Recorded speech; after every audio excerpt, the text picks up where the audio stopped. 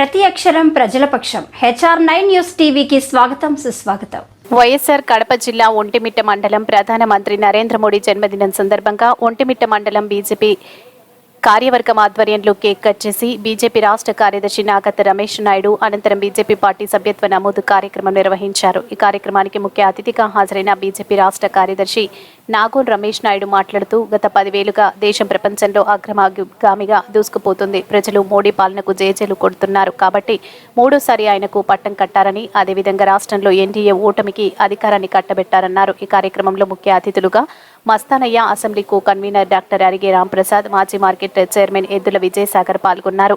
ఈ కార్యక్రమం Paturu Gangireddy, BJP senior నాయకుడు పేరూరు కొండయ్య, మండల ప్రధాన కార్యదర్శి బీజేపీ నాయకులు డేరంగుల రామయ్య, భానుప్రకాష్, రాజు, గురూజీ, పద్మ, కత్తి నరసింహులు, వెంకట సుబ్బారెడ్డి, తత్కోలు వెంకట సుబ్బారెడ్డి పాల్గొన్నారు.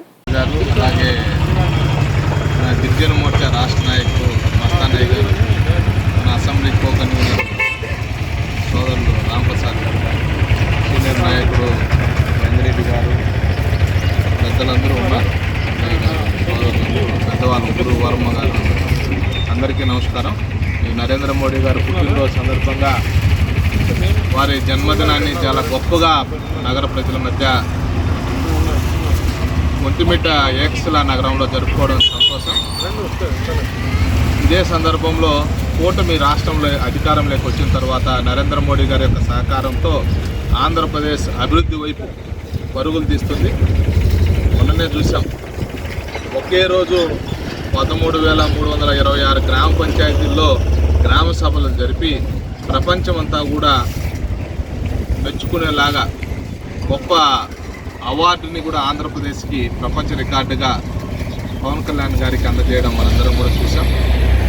ఆంధ్రప్రదేశ్లో చేపట్టే ప్రతి పని, తుఫాను సమయంలో కూటమి నాయకులు స్పందించినటువంటి తీరు, ప్రభుత్వ యంత్రాంగాన్ని ఎప్పుడూ లేని విధంగా పరుగులు పెట్టించినటువంటి విధానం, ఇవన్నీ కూడా ఆంధ్రప్రదేశ్లో గతంలో ఎప్పుడు చూడలే. మనం అన్నమయ్య డ్యామ్ కొట్టుకొని పోతే బాధితుల యొక్క కర్మకాండలు అయిపోయిన తర్వాత జగన్మోహన్ రెడ్డి గారు సొంత జిల్లాలో పరామర్శించారు.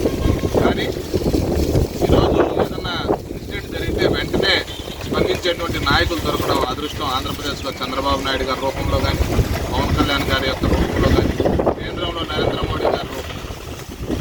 రాబోయే రోజుల్లో కూడా మనం గమనియాలి. ఒంటిమిట్ట ఈరోజు అభివృద్ధి చెందిందంటే ఎన్డీఏ కూటమి హయాంలో.